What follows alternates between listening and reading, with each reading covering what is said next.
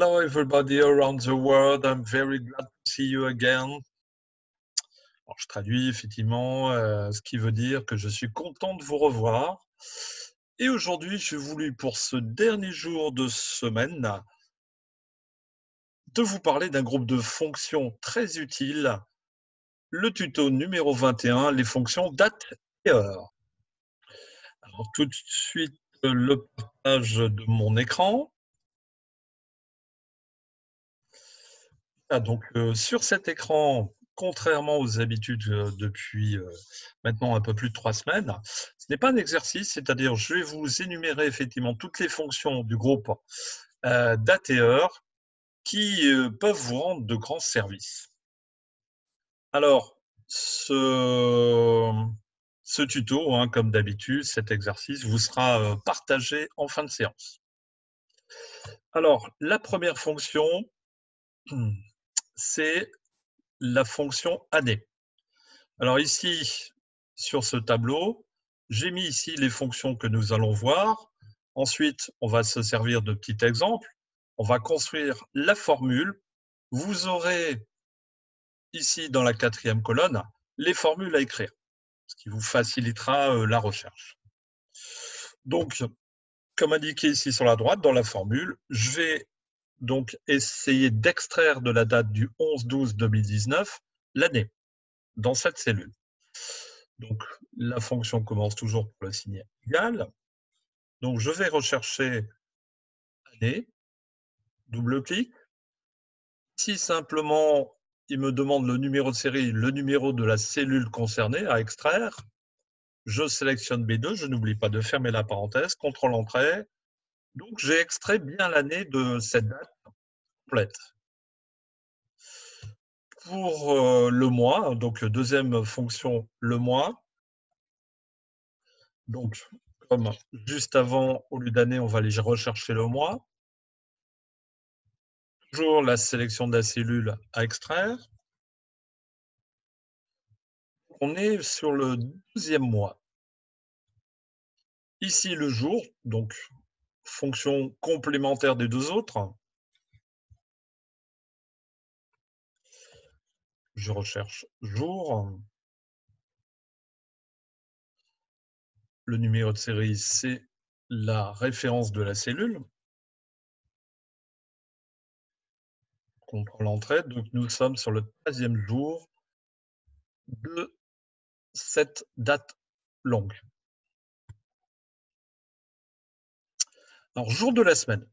Ici, une fonction assez utile parce que là, effectivement, là, j'ai écrit le 14-12-2019, mais j'aimerais savoir à quoi correspond le jour de la semaine. À quel jour? Donc, jour SEM. Je vais d'abord sélectionner le numéro de série, la référence de la cellule. Point virgule, si le chiffre, donc vous voyez, vous avez un choix de plusieurs chiffres possibles, je vais indiquer le paramètre 2, tout simplement pour indiquer le début de semaine.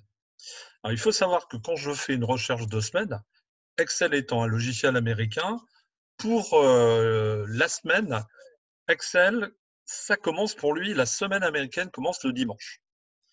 Donc le numéro 1, c'est le dimanche. Donc si je ne mettrais pas le paramètre, j'aurais forcément un calcul faux. Donc je vais indiquer que le premier jour de semaine est le deuxième jour. Donc je ferme ma parenthèse, jour de semaine.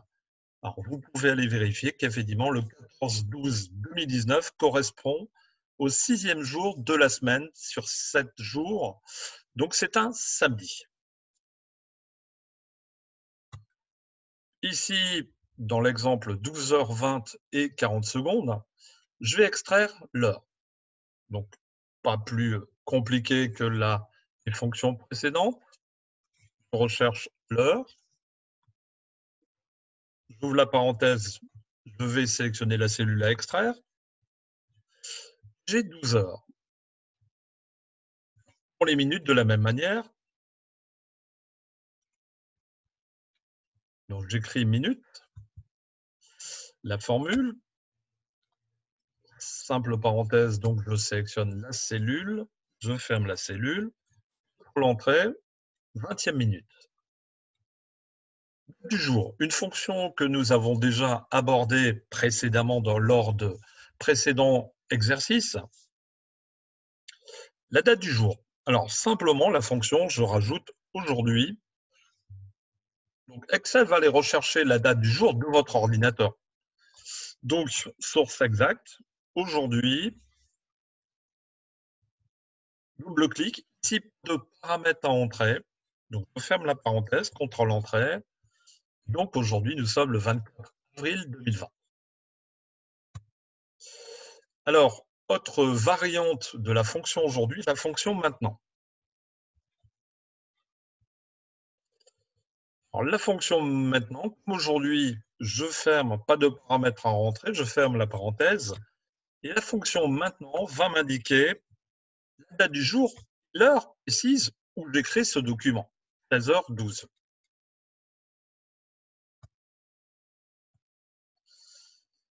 Ici, la fonction fin de mois. Alors ici, la fonction de fin de mois est une fonction intéressante pour m'indiquer, puisque nous sommes au mois d'avril, pour m'indiquer effectivement quel jour correspond le dernier jour du mois d'avril. Donc, je vais rechercher fin de mois. Alors, comme je n'ai pas d'exemple à taper, j'ai rappelé la fonction à l'intérieur de cette. Donc, j'ai imbriqué une autre fonction qui est la fonction aujourd'hui. Donc, ça sera pour Excel le début de la recherche. Par rapport à aujourd'hui, il va repérer que nous sommes au mois d'avril, le 24 avril. Donc, je mets mon point virgule et je vais indiquer le paramètre 0. Alors, le paramètre 0 donne le dernier jour du mois. Si je recherche d'autres jours, je peux changer de paramètre. Je ferme la parenthèse, contrôle entrée. Donc, le dernier jour du mois de ce mois-ci sera le 30-04. Il n'y a que 30 jours au mois d'avril. Fraction d'année. Alors, ici, pour Excel, on recherche effectivement à calculer une périodicité. Donc là, je vais indiquer que je cherche la périodicité, en général, rechercher 2 cellules. Mais là, je vais indiquer quelle est la période qui correspond. Donc, il faut d'abord que je tape fraction année. Donc, j'indique dans un premier temps le paramètre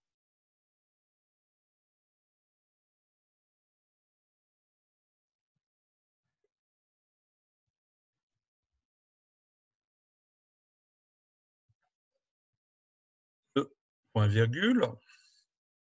On va indiquer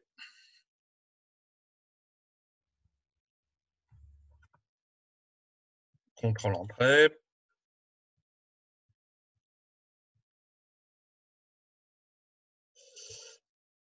Alors, donc une erreur. Bien sûr, je n'ai que les paramètres pour Excel. Je ne les mets pas directement, je vais devoir, pour les paramètres, indiquer les guillemets.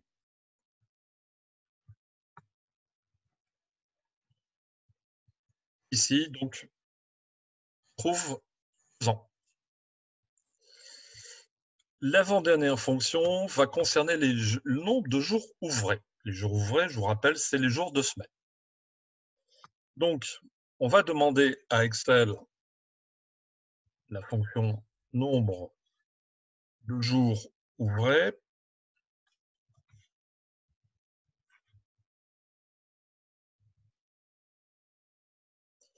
Donc, on va lui donner soit la date d'aujourd'hui, soit effectivement le paramètre 24-04-2020.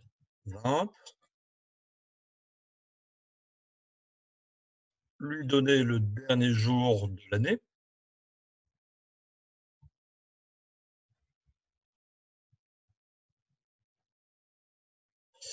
Alors, je n'oublie pas d'allumer, vous voyez, donc on écrit un peu vite.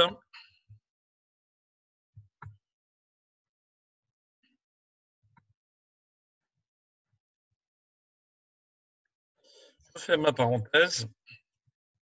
Donc, j'ai 180 jours encore ouvrés jusqu'à la fin de l'année. On pourrait aussi disposer d'une variante si on voudrait déduire les jours fériés. Alors, la dernière et pas la moins utile, c'est de savoir, ici aujourd'hui, ben, on est sur le 24 avril, mais sur quelle semaine je suis? Alors, il existe une fonction qui s'appelle numéro.semaine qui va nous indiquer le numéro de la semaine. Donc, je vais écrire le numéro semaine. On ouvre la parenthèse. Alors, pour indicateur, je vais lui donner la fonction aujourd'hui. Je ferme la parenthèse, pas besoin de paramètres.